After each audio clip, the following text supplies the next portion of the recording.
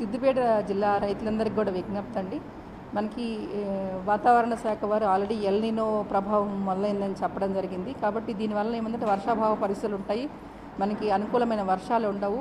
మనం ముఖ్యంగా అందరూ కూడా రైతులందరూ కూడా వరి పండిస్తున్నారు. దీనివల్ల ఏమవుతుందంటే మనకి సరైన అంటే సక్రమమైన టైంలో మనకి వర్షాలు లేకపోతే కనుక ఎల్‌నినో ప్రభావంతో ఆ పంట మనకి దిగుబడి రాదు, ఎండిపోయే అవకాశం ఉంటుంది.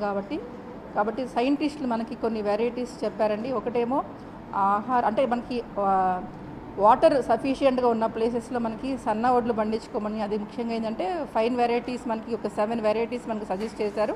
ఈ 7 వెరైటీస్ని పండించుకోవటము, వర్షం ఉన్న చోట వాటర్ అవైలబుల్గా ఉన్న చోట అలా పండించుకోవటము, వర్షాభావ పరిస్థితులు ఎక్కడైతే ఉన్నాయో అక్కడన్నీ కూడా పప్పు దినుసులు, నూనె గింజలు, అట్లాగనే కంది, మినుము, పెసర, అదే రకంగా మిల్లెట్స్, కూరగాయలు ఇలాంటివన్నీ కూడా పండించుకోమని చెప్పి మనకు అడ్వైజ్ చేయడం జరిగింది. కాబట్టి రైతులందరూ కూడా ఈ వర్షాభావ పరిస్థితులకి ఇంతవరకు నారుమడులు కూడా వేసుకోలేదు. కాబట్టి దయచేసి అందరూ కూడా మనకున్న వాతావరణం అనుకూలించే పంటలు ఏమైతే ఉంటాయో అవి పండించుకోవాలని విజ్ఞప్తి చేయడం జరుగుతుంది. వీటన్నిటి కోసం అనేసి ప్రభుత్వం నుంచి మనకి అన్ని రైతు వేదికల్లో కూడా ఈ సీడ్ అనేది సేల్స్ అనేది స్టార్ట్ చేయడం జరిగింది ఈ రోజు నుంచి. కాబట్టి విత్తనాల మేళా అనేది ఈ రోజు నుంచి 30వ తారీఖు వరకు, నెల 30వ తారీఖు వరకు అన్ని రైతు వేదికల్లో అందుబాటులో ఉంటాయి. కాబట్టి రైతులు వాళ్ళకి కావాల్సిన విత్తనాలన్నీ కూడా అక్కడ కొనుగోలు చేయమని సూచించడం జరుగుతూ ఉంది.